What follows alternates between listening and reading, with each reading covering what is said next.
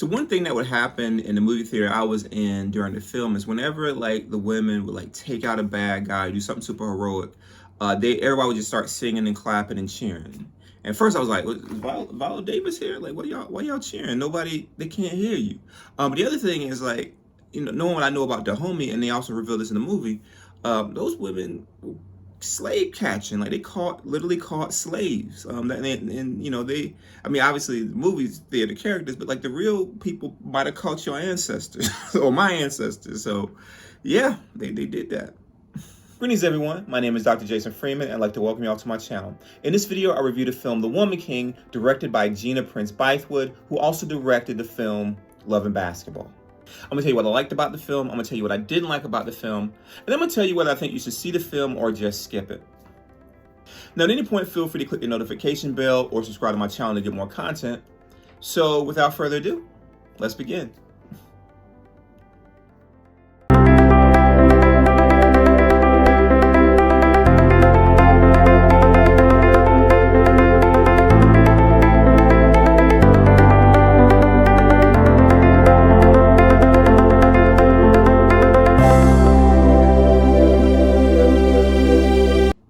Now, The Woman King is about a group of female warriors known as the Agojie who fought for a kingdom known as Dahomey, which is a West African kingdom that existed from about 1600 to 1904 in what is present-day Benin.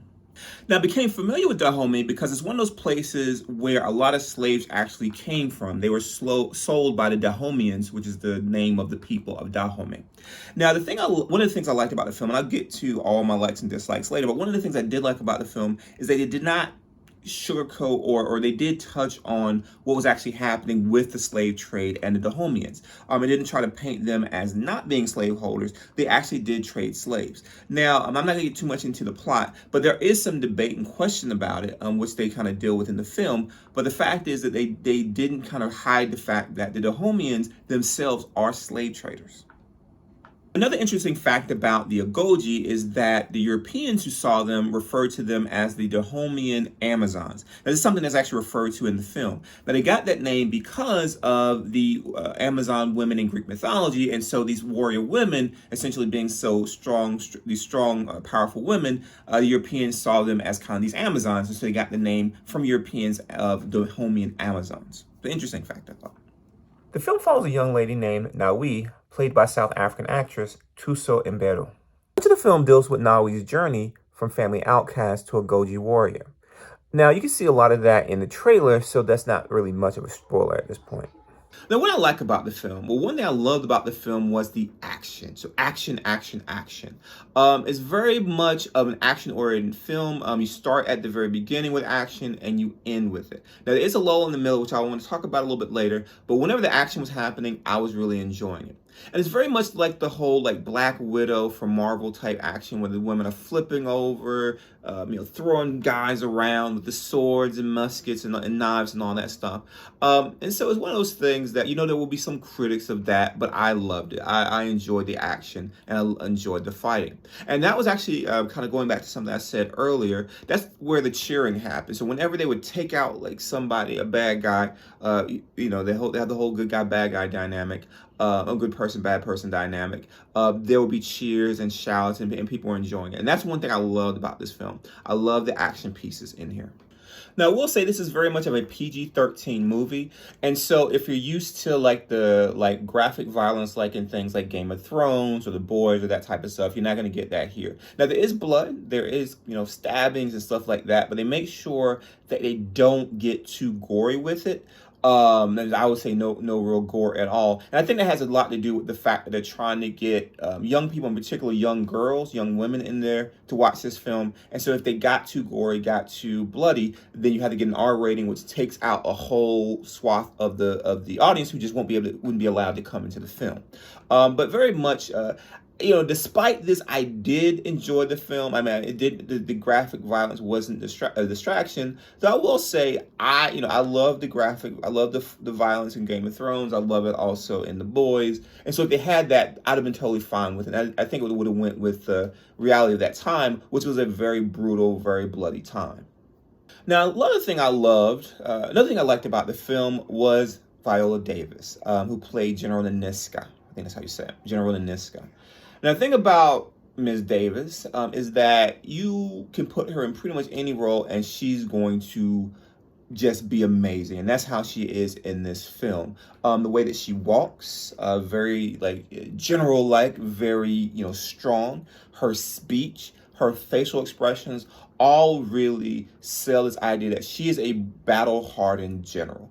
She's very convincing in that matter. And so you think about her in these various like feminine roles. You think about her. I've never seen The Help. Won't watch it. But you see her in these various, nothing to do with her, the idea of that type of movie. But you think about the different roles that she's done. I remember the first time I saw her was in Doubt, the film Doubt, about the Catholic Church and the controversy there. And so that's a very different person than what you see in this film, who is a very, tough, sword wielding, very person who's going to use violence to accomplish her goals. And so I love Viola Davis. And again, you put her in pretty much anything, and she's going to be a solid actress and solid performer in that particular role. I also loved Lashana Lynch, who played the character of Agojie. Now, the thing about her is I'd seen her in other things, in particular Captain Marvel. That was kind of, I think, the first time that I'd really seen her.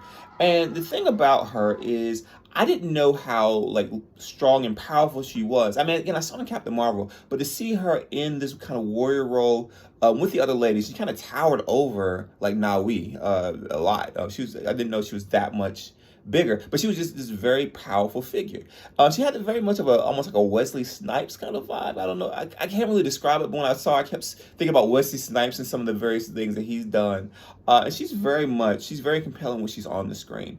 And a lot of the women are, but in particular, her character, some of the, and I don't want to spoil anything, but some of the stuff that she does is just like, you just see it and you can't really take your eyes off of what's going on, or sometimes you want to, depending on how graphic it gets. Which again is not super graphic, but again, she is an amazing actress.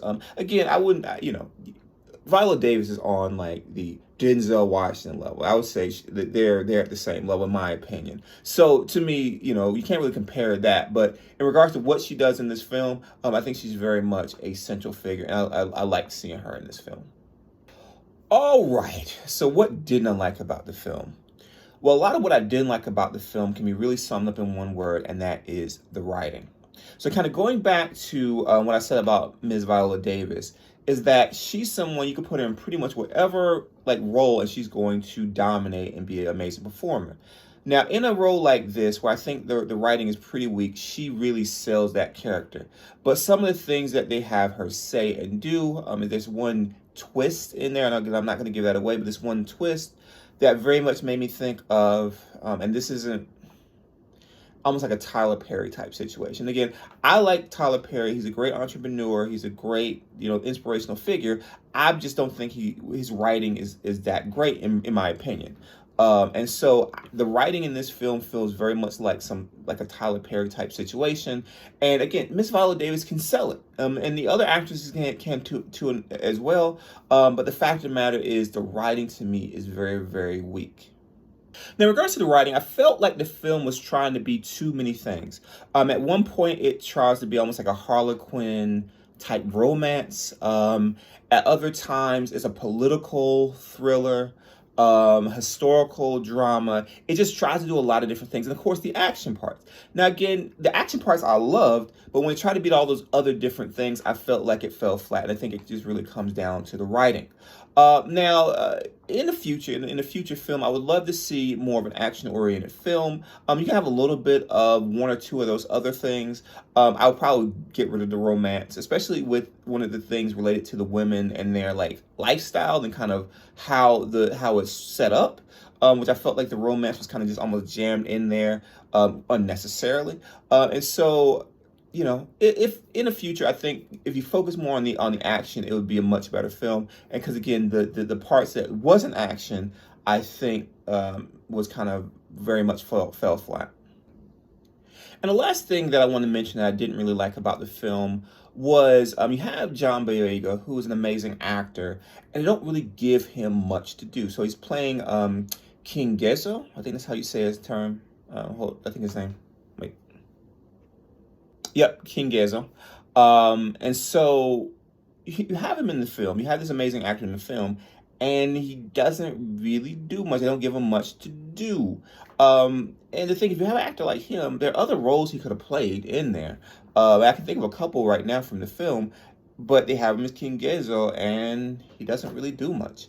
Now, he's an amazing actor, so he sells that role, and there's various things that he does that is very, like, interesting and king-like. But the point is, you didn't need him for that. You could have got someone else in there to do that role and had him do more in a different role. But again, I didn't cast it. But that was just one of my critiques of the film, that they have this amazing actor and they don't really give him anything to do.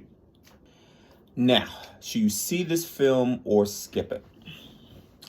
Now, to say to skip the film, I think is too harsh. There's enough good stuff in this film that I enjoyed those parts. It's just there's a lot of stuff in the middle that kind of like I kind of tuned out, and I even kind of laughed at various points because it just was the writing was just so kind of weak. And so I would say see it, but I wouldn't call it a must see. That's kind of my big kind of disappointment with the film.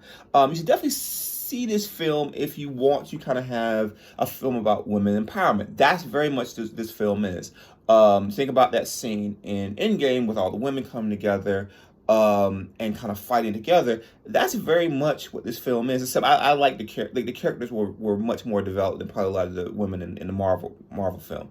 And that's one thing I did like. They did develop the characters. I like the characters, but very much this is not to me the ultimate story of these women. I definitely want to see a future film with them that's either more historically accurate, or is more action oriented, like almost like a 300 type film.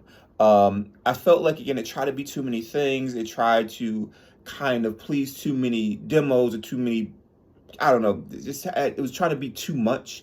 And so with that, I felt like it failed other than any action sequences. So I think it's a see it, but not a must see. And I'm really hoping that at some point in the future, we get another story about these women that I think is much more in line with kind of what the type of story that we need at the same level. And again, the action pieces are fine. So I would love to see a sequel to this film that really kind of is more action oriented and deals more with maybe even like the wars that they fought with, like the French, for example. It'd probably be a different set of women, because I think that was part of that was later. I have to kind of look at my history. But basically, I would love to have a movie about maybe the war with the French.